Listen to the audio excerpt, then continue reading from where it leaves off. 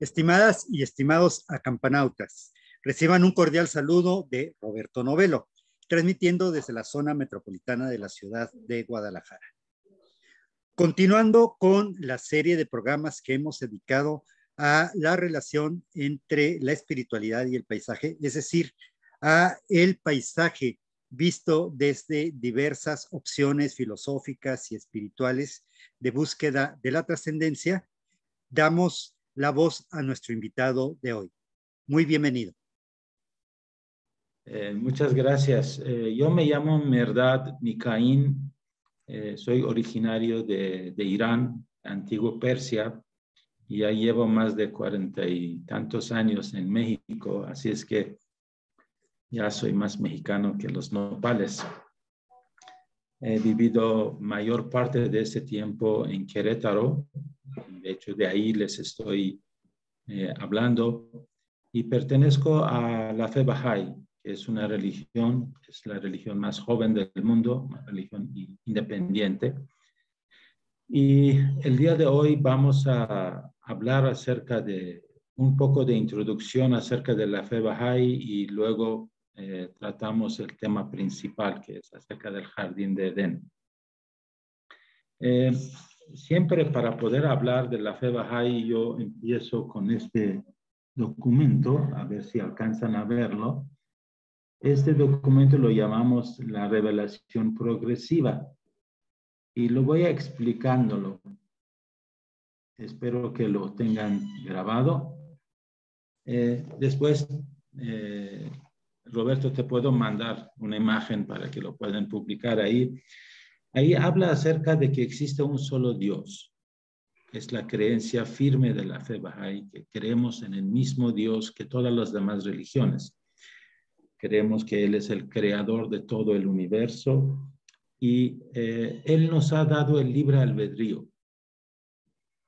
Y ese libre albedrío automáticamente necesita que el hombre tuviera un maestro para educarse. Hay algunas cosas que lo hacemos de forma instintiva, pero mayoría de las cosas que lo sabemos y lo conocemos es a través de que hemos tenido un maestro. Y los primeros maestros divinos que Dios nos ha mandado los conocemos como las manifestaciones de Dios, así como en este dibujo les enseñé. Podemos empezar muy atrás acerca del sabeanismo, hinduismo, judaísmo, zoroastrianismo, budismo, cristianismo, el islam, babismo y el más reciente es la fe Bahá'í. Y obviamente dentro de cada una de estas religiones hay diferentes grupos. Por ejemplo, en el cristianismo hay más de 2000 grupos cristianos que todos aman a Jesucristo y consideran la Biblia como el libro sagrado, pero difieren por las interpretaciones. Sin embargo, la fe Bahá'í cree que esas divisiones alejan el recto sendero que se había trazado por su santidad Jesucristo. O de igual manera, la división entre el Islam aleja el propósito principal de Muhammad al aparecerse en la tierra. Entonces creemos nosotros de que las religiones, aunque tienen un origen perfecto, pero están diseñados para cada época. Por eso le llamamos revelación progresiva. Significa que tratan de revelar a nosotros realidades de acuerdo con nuestra capacidad. A mí me gusta, hay una cita bíblica donde su santidad Jesucristo dice: aún tengo muchas cosas que deciros, sin embargo no lo pueden sobrellevar. Cuando venga el Espíritu de verdad, les hablará toda la verdad. Tenemos que entenderlo que la sabiduría de Jesucristo es más allá de la comprensión humana.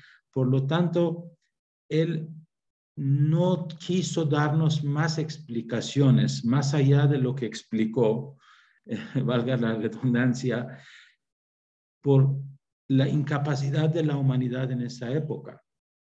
Promete que en el futuro vendrá el Espíritu de verdad y les explicará. De otra forma, queremos nosotros de que estos grandes maestros, portavoces de Dios, hijos de Dios, amigos de Dios, son diferentes títulos de ellos, vienen para educarnos de época a época. Y parecen como los maestros de nuestras escuelas. Estamos en primer año, viene un maestro, segundo, tercero, cuarto, quinto, y así sucesivamente. Y en cada año ellos enseñan lo que es necesario para este año. Y entonces, a veces, nosotros juzgamos que ese es el único maestro y creamos muros y nos separamos unos a otros, diciendo que nosotros los judíos somos mejores que los cristianos, o los cristianos mejores que los musulmanes, y los musulmanes que somos mejores que los demás. Que ese es un juego de niños, y si entramos en la esencia de las religiones, podemos encontrar que todos ellos vienen del mismo Dios y todos tienen el único propósito, que es la educación de la humanidad. Entonces, no quiero ir más allá que esto, solo agrego que también creemos que en la fe Bahá'í los tres principios fundamentales, que existe un solo Dios y existe una sola raza humana, todos somos como flores de un solo jardín, pero también existe una sola religión, por razones que les dije. Parece como si estos libros sagrados fueron diferentes capítulos de un solo libro más grande, con una condición, que este libro no tiene fin. De época a época se le va agregando un capítulo nuevo, de acuerdo con la capacidad y la necesidad de la humanidad en cada momento.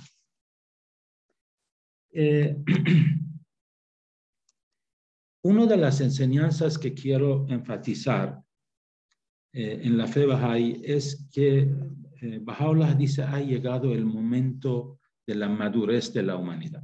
Entonces, Baha'u'lláh habla acerca del principio de investigación de la verdad de forma independiente. Baha'u'lláh, que significa la gloria de Dios, es el título de él, dice que ha llegado el momento de que la imitación, que ha sido fundamental para la educación del hombre de forma masiva, ya tiene que dejarse a un lado, y la humanidad tienen que aprender de forma independiente, investigar y encontrar la verdad. Si nos fijamos en los niños, podemos ver que en una gran parte de su vida, todo lo que aprenden es a través de imitación. Primero de sus padres, sus abuelos, sus hermanos, y después hasta en la escuela, a través de repetición, a veces sin entender. Imitan e imitan y así aprenden. Y esperamos que en algún día se vuelvan independientes, y algunos logran y otros no. Y en el campo religión todavía peor.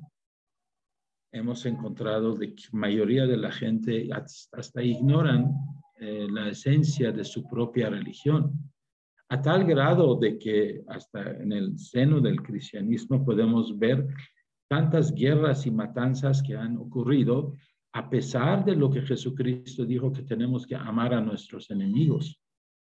Tenemos que perdonar 70 veces 7. Entonces, bajo la frase que vamos a proteger la religión de Dios, se han creado muchas guerras y matanzas que, la verdad, según la creencia Bahá'í, es una vergüenza para la humanidad. Todo lo que hacen ahorita en el nombre del Islam, cuántas personas no han muerto, el terrorismo que se asocia con el Islam, que está lejos de las enseñanzas del Islam. Entonces, ese principio es muy importante, investigación de la verdad de forma independiente. Ahora, hay muchos otros principios que hoy no lo vamos a hablar porque el tiempo es corto, pero hay otro principio que tiene mucho que ver con el tema de hoy, y es el principio que la verdad religiosa es relativa y es fundamental.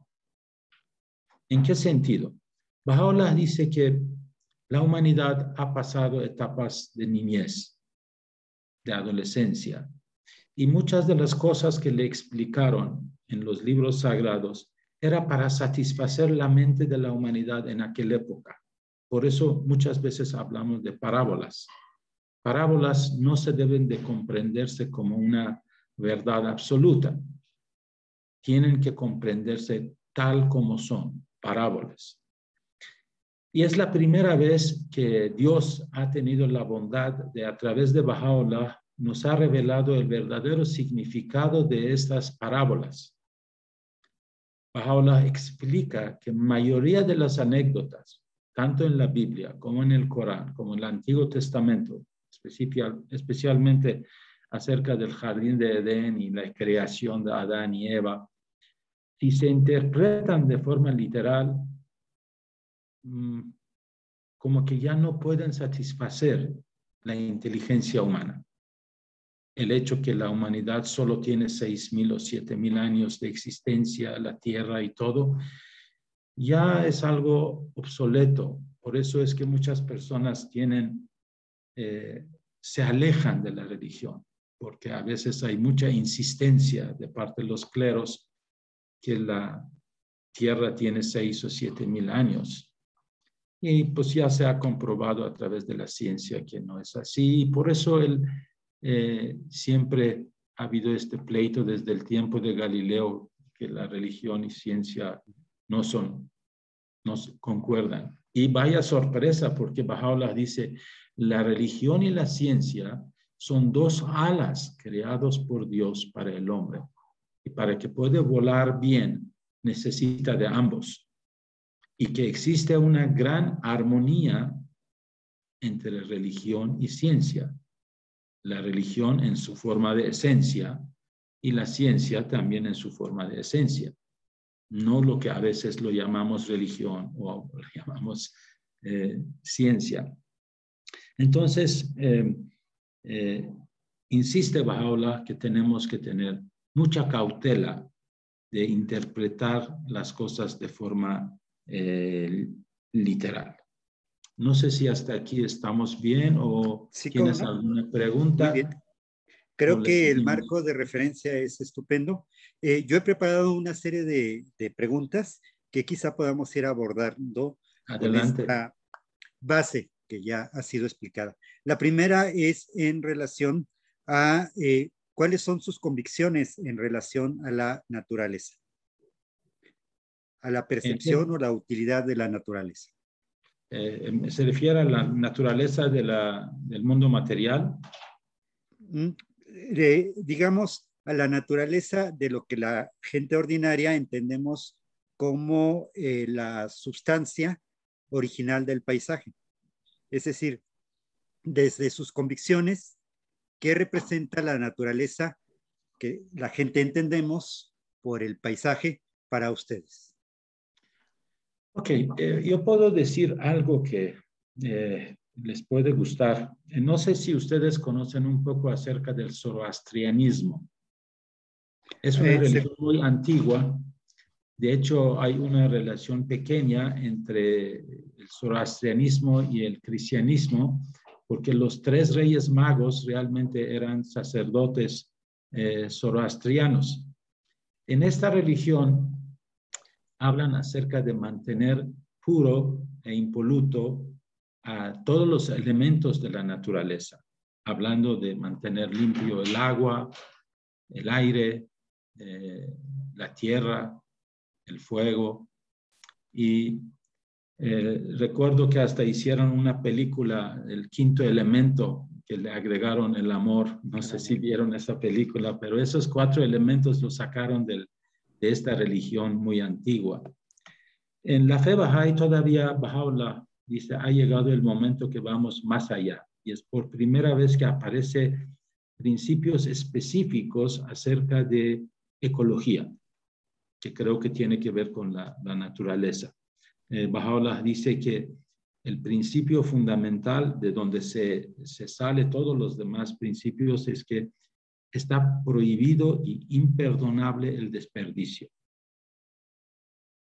Entonces, los Bahá'ís creemos que debe de haber una civilización que elimina lo más posible los desperdicios. Entonces, el concepto de reciclaje es sumamente promovido en las convicciones bahá'ís.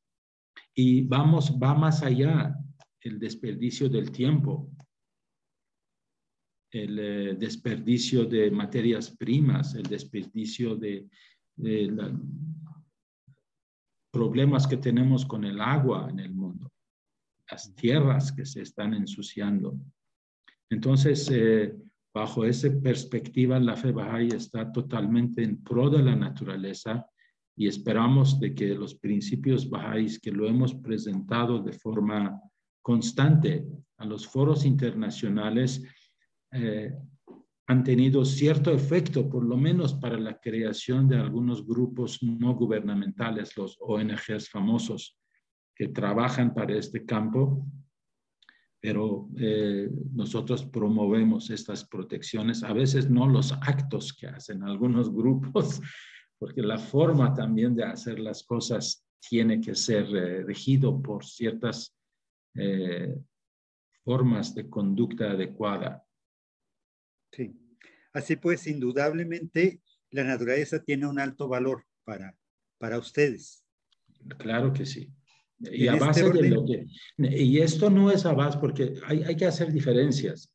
Podemos encontrar personas que tengan ese tipo de creencias, pero lo que trato de, digamos, asegurar es que estos provienen de los textos sagrados de la fe Bahá'í. No es opinión de un creyente. sí.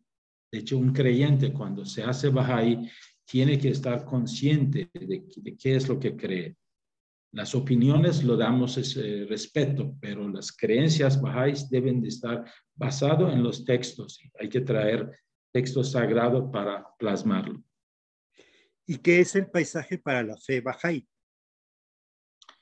Bueno, la naturaleza y paisaje en la fe Bahá'í es sumamente importante. De hecho, si usted se fija en los templos Bahá'ís, no sé si tiene alguna forma de verlo en internet, tanto en nuestro centro mundial que está en Haifa, se ha considerado como uno de los lugares más bellos del mundo. Se llama el Monte Carmelo. Si usted lo ve en Monte Carmelo, tiene 19, digamos, capas de la montaña que se ha convertido en jardines desde la primera nivel de la calle hasta la cima, lleno de flores, lleno de verdes, y es impresionante la importancia que le damos a crear ambientes muy, por ejemplo, aquí ustedes pueden ver el templo Bahá'í que recientemente se hizo en Santiago de Chile, justo encima de la montaña. Y tenemos, es que está a la izquierda, es el Monte Carmelo y los jardines que están ahí. También en todos los templos Bahá'ís alrededor está lleno de jardines. Baha'u'lláh dice que tenemos que comprender que la naturaleza bella puede ayudar a crear esa armonía espiritual que uno busca. Entonces le damos mucha importancia y tratamos de mantenerlos lo más bonito y lo más... Y los templos Bahá'ís están abiertos a que la gente de todas las religiones pueden entrar.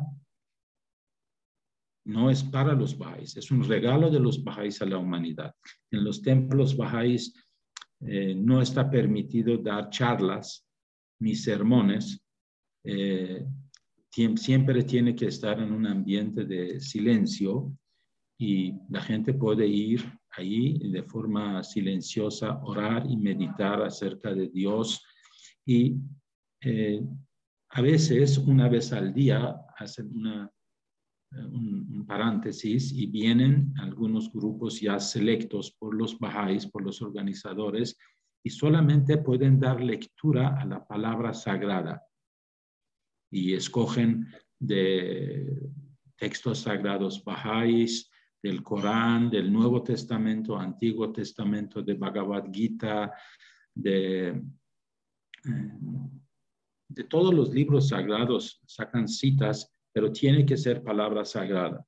Ahí no está permitido usar la palabra a la interpretación humana. No es el lugar para convencer a nadie. Es un lugar para orar y meditar.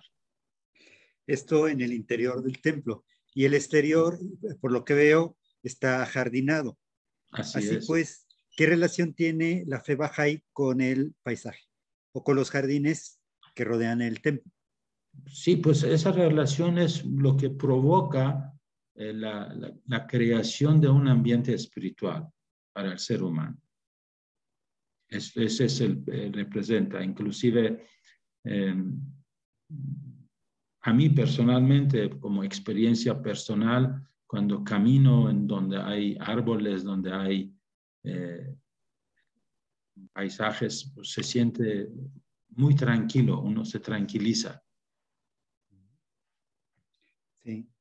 Y para entrar en materia en relación al Edén,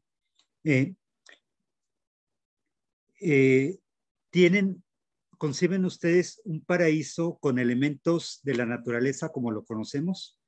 Es decir, en el paraíso que ustedes concebirían desde estas escrituras, no por opinión individual, sino por las escrituras autorizadas, el árbol sería árbol, el agua, los ríos, ¿tendrían esa forma en el Edén? Bueno, podría decir sí y no. Le voy a decir por qué lo digo. Otra vez regresamos al principio que dijo Baha'u'lláh acerca de que no tenemos que interpretar literalmente las cosas que aparecen en los libros sagrados. Pero hay un ejemplo que a mí siempre me ha ayudado a entender todo lo que explica Baha'u'lláh. Baha'u'lláh dice que existe una relación íntima en todos los elementos de la creación y hay leyes universales que rigen a todos. Por ejemplo, habla acerca de el movimiento. Nosotros podemos ver que a nivel molecular, atómica, hay movimiento. Existe este movimiento. Después, cuando entramos al mundo de la materia, podemos encontrar una piedra que aparentemente no se mueve.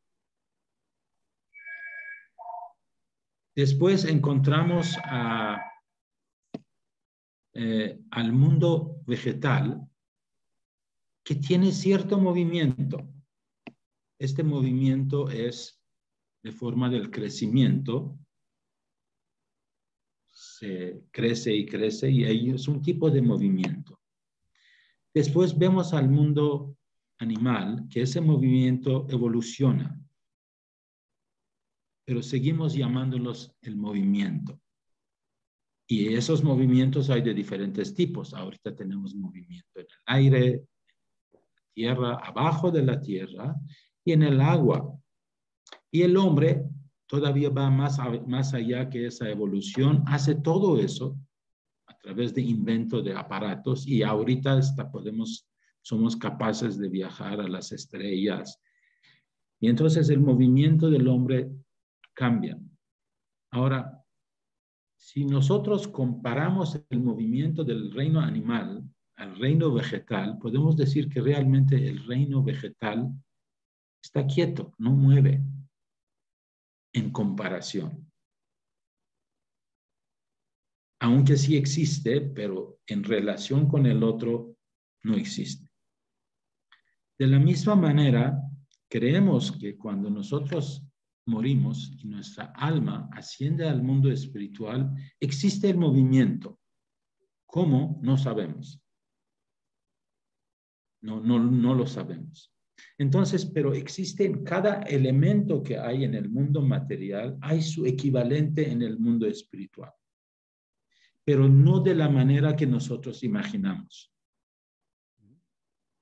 Hay una expresión. ¿Sí? ¿Podríamos hablar de una especie de paisaje metafísico o divino? Podría ser. No le puedo asegurar. Lo único que sabemos es que este mundo es un espejo del mundo espiritual. Baha'u'lláh dice que el mundo espiritual es el mundo real y el mundo material es un espejismo. Sí. ¿Sí? Creo que si explico acerca del Jardín de Edén y la visión Baha'i, después le mando un artículo. Si quieren anotar los que están interesados, hay un libro que se llama Contestación a unas preguntas, donde justo habla acerca de la historia de la creación y Jardín de Edén, Adán y Eva, el serpiente y todo, de ahí lo saqué y lo voy a explicar, pero si quieren encontrar en la fuente, ahí pueden encontrarlo en este libro. Toca muchos temas cristianos porque Abdul Baha, el hijo de Baha'u'lláh, lo explicó a base de las preguntas de una dama, Miss Barney, y hacía preguntas y Abdul Baha lo explicaba, y de ahí es de donde yo explico. Abdul Baha explica acerca de la historia de la creación y como mencioné, dice, es una historia fantástica, pero cuando uno lo piensa, dice que no puede ser que el creador del universo, que ha creado este mundo tan impresionante, que no tiene medida. Hoy día nos damos cuenta que ni siquiera sabemos la medida del mundo material. No hay forma de medirlo, está tan vasto, tan grande, que es lejos de que él tuviera ese tipo de interacción. Entonces, Abdul Baha dice, hay que tratar y hay que entender que esas historias fantásticas tienen muchas interpretaciones. Y él después dice, hoy vamos a ver, en respuesta de esta dama, ver una de las posibles interpretaciones espirituales de esta historia de la creación. Menciona que Adán representa el alma espiritual, el alma del ser humano, el alma del Adán. Y Eva representa a su cuerpo. Después habla acerca del árbol del bien y el mal, que es el mundo material donde nosotros vivimos. Posteriormente dice que el serpiente representa el apego al mundo material. Y después habla acerca del árbol de la vida, que es la estación de la manifestación de Dios. El árbol de la vida podría referirse a su santidad Jesucristo, o a Muhammad, o a Buda, o a Buda. Es la puerta a través de la cual el hombre puede volver a encontrar la vida eterna. O podríamos entenderlo como la palabra sagrada, que se emana de la voz de las manifestaciones de Dios y nos guía el recto sendero. Entonces, si el hombre alcanza a descubrir esa palabra sagrada y lo lleva a cabo su vida, alcanza a estar llegar al árbol de la vida, o poniéndolos en términos cristianos, llegar a la presencia del Creador. Entonces, es sumamente interesante de que ese tipo de interpretación debe de comprenderse de esta manera o de alguna otra manera espiritual, porque Abdul Baha dice, hay muchas, dice, las palabras de Dios siempre tienen muchos significados. Este es solamente uno de ellos. Le voy a decir otra cosa que podría estar muy asociado a esto, que puede ayudar a entender. Entonces, Baha'u'lláh explica que el momento de la concepción en el vientre de la madre se asocia de los mundos espirituales un alma. Y este alma y este feto, este cuerpo, juntos forman el ser humano. Entonces, este ser humano entra y empieza a crecer en el vientre de la madre. Y tiene que pasar 9 meses. En estos 9 meses, este bebé empieza a crecer y crecer y crecer y desarrollar ciertas facultades que en el vientre de la madre no le sirven. si le preguntamos al bebé, ¿para qué sirven las piernas? Si tuviera la capacidad de expresar, tal vez diría, para apalancar y dar vuelta. ¿O para qué sirven la boca? Dice, pues tal vez han visto fotos de que a la edad de 7, 8 meses los bebés tienen el dedo pulgar en la boca chupando, aprendiendo lo que tiene que hacer después. Y le van a preguntar, ¿para qué sirve? Pues dice, pues no sé. Si imagínense que alguien trata de convencer a este bebé que la boca es para comer. Te va a decir, estás loco. ¿Cómo la comida proviene del cordón umbilical? Imagínese que todavía le dicen, no, cuando vas a nacer te lo van a cortar. Dice, ¿cómo? ¿Me van a matar? Pero no sabe de que ese matar es el inicio de un nacimiento. ¿Sí? Tiene ojos, pero no ve. Tiene oídos, pero no escucha. Tal vez en la dimensión que nosotros estamos acostumbrados. Entonces, cuando el niño nace en este mundo, es una etapa de transición, duele y es sorprendente para el bebé porque viene a un mundo totalmente diferente. Entonces, la muerte en el vientre de la madre se traduce en el nacimiento en este mundo material. Y hay personas que reciben a este bebé, lo limpian, lo preparan, le ayudan para esa etapa de transición. Y aquí en este mundo es cuando poquito a poquito, con ayuda de sus maestros, sus papás, los parientes, empieza a darse cuenta el uso de esas facultades. A través de ayuda y a través de movimiento, entiende que las piernas son para caminar y después correr para moverse. Los ojos para verse, oídos para escuchar y la boca para comer y la lengua para hablar. Todas estas cosas empiezan a tener sentido al momento que el bebé nace en este mundo. De la misma manera, Baha'u'lláh explica, el alma del ser humano que empieza a crecer también en el vientre de la madre, viene en este mundo y ahí tiene que aprender a crecer también y convertirse en un alma espiritual y deja a un lado el apego al mundo material. Entonces, la diferencia es que en este mundo el alma ya no recibe las cosas regaladas, tiene que trabajar, tiene que usar la voluntad y convertirse en alguien que aprende a ser honesto, justo, veraz, paciente, tolerante y muchas otras cualidades que aparecen en los libros sagrados.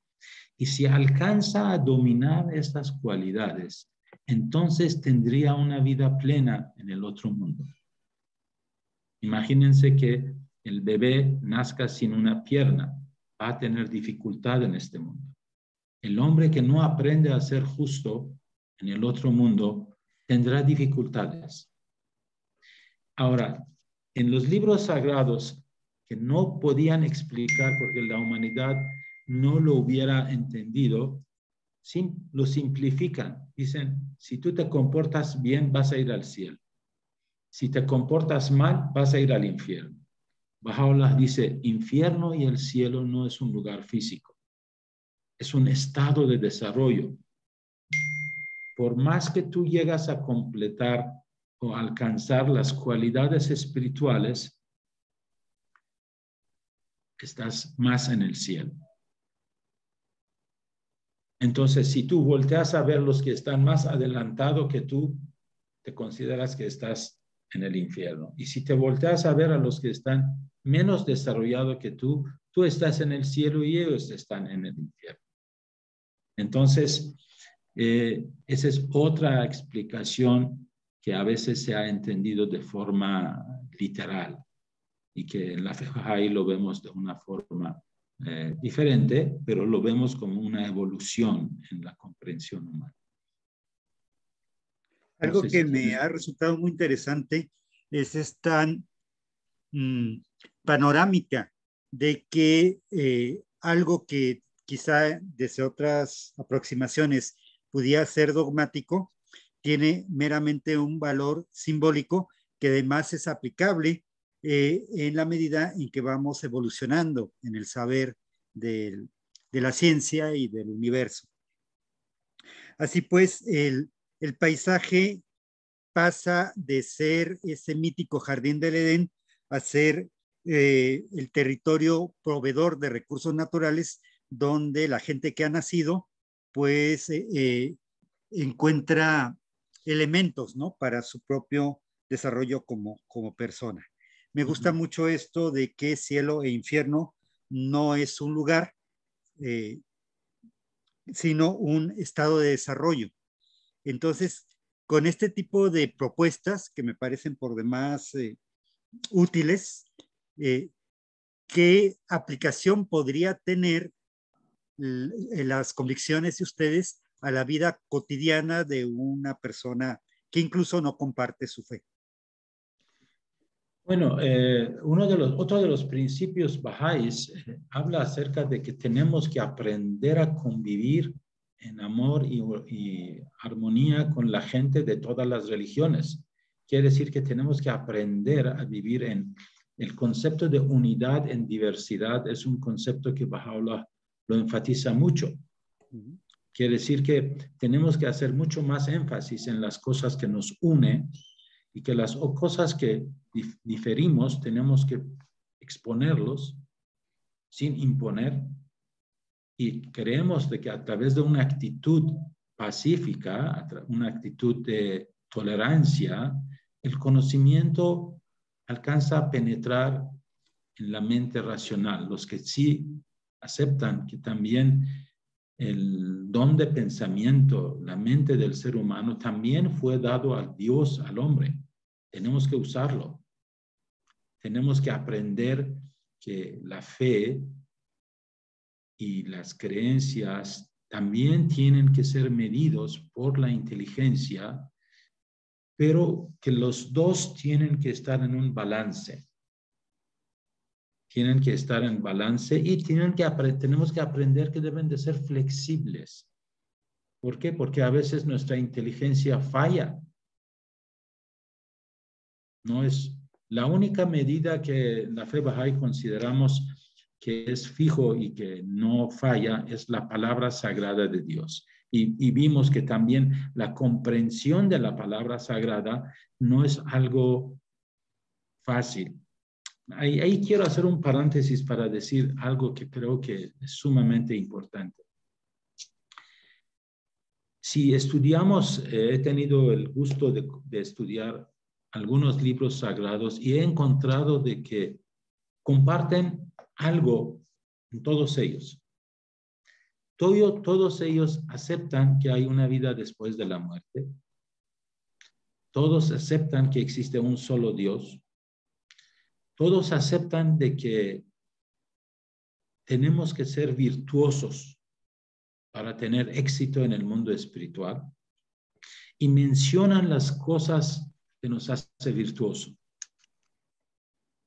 Veracidad, honestidad, paciencia, generosidad, magnanimidad, todos aparecen en los textos sagrados de todas las religiones.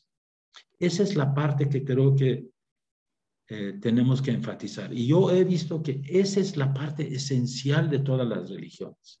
Por ejemplo, si leemos el Sermón de la Montaña de Jesucristo, podemos descubrir esas cualidades. Si alguien te maldice, tú tienes que bendecirlo, ¿sí? Si alguien te maltrata, tú tienes que tratarlo bien.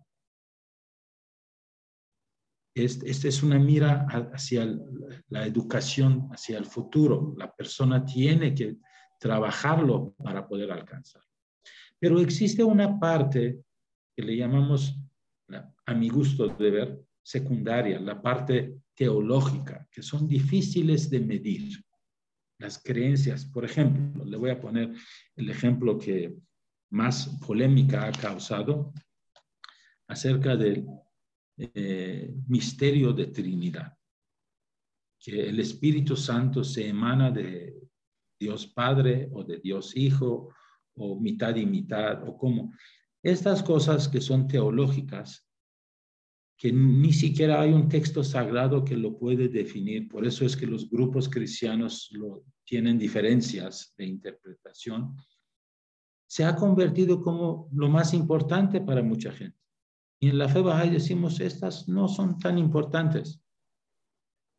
Y hay que dar importancia primero al otro, hacer que la gente sean honestos, justos, veraces. Esa es la parte esencial de la religión. Eso es lo que nos une. Entonces, cómo nosotros tratamos a los demás es con esa idea. Tratamos de enfatizar acerca de esas cualidades. Tenemos un trabajo social que hacemos los bahá'ís, es proveer clases de niños para bahá'ís y no bahá'ís, para los adolescentes, para adultos. Tenemos cursos donde la esencia es buscar a entender estas cualidades y su aplicación en nuestra vida diaria. Seas budistas o cristianos o musulmanes o bahá'ís, es igual. Es igual en nuestro trato. Pero entender la nueva enseñanza que viene de Dios para esta época es esencial. Me parece muy interesante esta posibilidad de compartir, de enseñar, de comunicar, de mostrar virtud, virtud tendiente al mundo espiritual, pero en relación con el mundo material. Algo que es muy frecuente es concebir a la virtud aplicada a nuestros semejantes, a nuestro prójimo. Sin embargo, intuyo que ustedes van aún más allá, es decir, una relación tanto con las demás personas como con el entorno, con el medio ambiente. Así es, debe de ser. Debe de ser. Sí. El lema de la fe Bahá'í, que Baha'u'lláh lo repite varias veces, dice, la tierra es un solo país y la humanidad sus ciudadanos. Dice, de la misma manera que la humanidad ha evolucionado. Por ejemplo, si a usted le preguntan de dónde es, usted no dice yo soy de Guadalajara, sí, yo soy mexicano. Digamos, el estado donde usted vive o la ciudad que vive es importante, pero queda bajo la categoría de ser mexicano. ¿Sí? Esto tiene que suceder a nivel mundial. Baha'u'lláh dice, tenemos que comprender que yo soy ciudadano del mundo, es más importante que yo soy mexicano. No significa que menosprecio de ser mexicano, sino que tiene que estar. Ahora, ¿por qué? Porque el bien común ya está interdependiente. Yo recuerdo cuando yo era niño, el milenio pasado, a veces uno agarraba una bolsa de basura y encontraba un baldío vecino, 3 o 4 casas y tiraba la basura ahí. Y ahorita nos damos cuenta que te vas a perjudicar a ti y a los demás vecinos. Ahora véalo a nivel mundial. ¿Cuántos países que tienen basuras atómicas lo tiran en los países vecinos? Pero nada se queda ahí. Todo se mueve. Todo se mueve. En un orden sistémico, pues cualquier cosa que cada quien haga termina impactándole. Así es. Y este principio no tales lo entienden y lo están tratando de promover, pero nuestros gobiernos todavía están viviendo una etapa de accionismo y que solo luchan para el bien económico de su propio país y ni siquiera un bien económico de largo plazo. sino que bien económico de 5 años, 6 años, 4 años, depende de cada país, que cuando los pensadores lo ven, dicen, qué lástima, ¿no? Pero hemos creado un cáncer. ¿Un qué, perdón? Un cáncer en Cáncer. política pública, que no se puede tocar nada porque siempre los grupos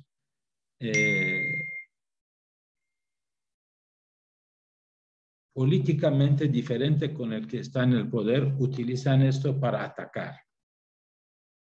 Los sindicatos y todo, como que estamos en diferentes bandas. No estamos trabajando para el bien común, ni siquiera de un solo país, y mucho menos a nivel internacional. Tiene que terminar las guerras. Baha'u'lláh dice, esperamos en Dios que la paz mundial se alcance antes de mayores desastres que hemos tenido. Baha'u'lláh profetizó la guerra atómica que atacó a la humanidad y oró para que la humanidad alcance la madurez espiritual antes que esto afecta a la humanidad. Desafortunadamente, la humanidad siempre le gusta el camino más difícil. Sí. Casualmente tengo aquí una nota de algo que le escuché decir a alguien, no voy a decir a quién, solo voy a decir que lo dijo en enero de este año y que creo que va muy bien con esto que estamos comentando. Él dijo, hace falta ser más sencillos para que podamos actuar a partir del juicio práctico. Me parece que en el momento en que realmente nos demos cuenta de que no hacen falta las guerras, no hace falta complicarnos tanto, ¿verdad? Solo falta que nos pongamos de acuerdo, que seamos incluso pragmáticos para advertir que en el malestar del otro, aunque yo quiera beneficiarme, pues está mi malestar. Y en la ayuda al otro, en el amor al prójimo, en la cooperación, en el trabajo conjunto, pues está el ir en procura del bien común, del bienestar de todos. Entonces, por mucho que haya intereses, por mucho que haya convicciones arcaicas, de pronto empieza a haber desde varias disciplinas, tanto desde la fe como desde la ciencia, las pruebas de que algo habíamos estado haciendo mal, pero aún estamos a tiempo de corregirlo.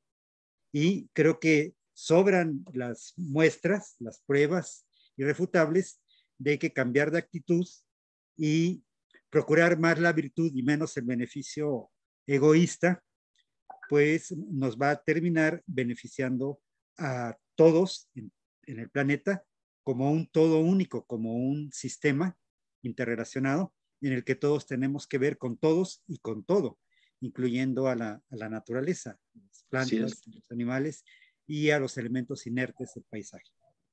Sí.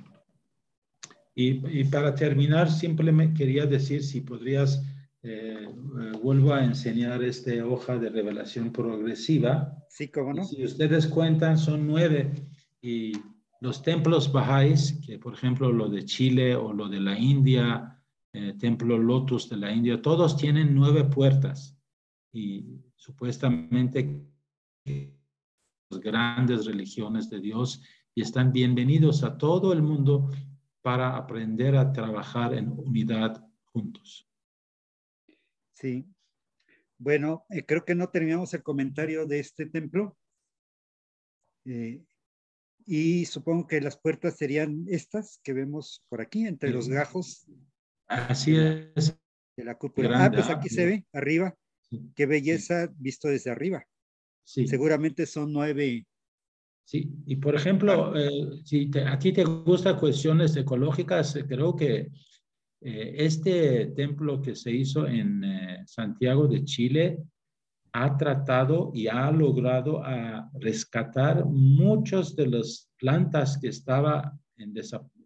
iban a desaparecer en estas zonas y han dedicado a ciertas partes de esos jardines de alrededor para rescatarlos.